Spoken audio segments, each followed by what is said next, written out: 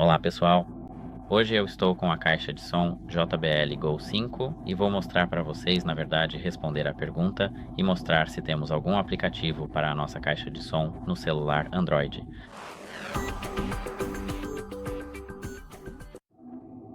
Então aqui está a nossa caixa de som e primeiro precisamos entrar na Play Store. Aqui, deixe-me fazer login rapidamente.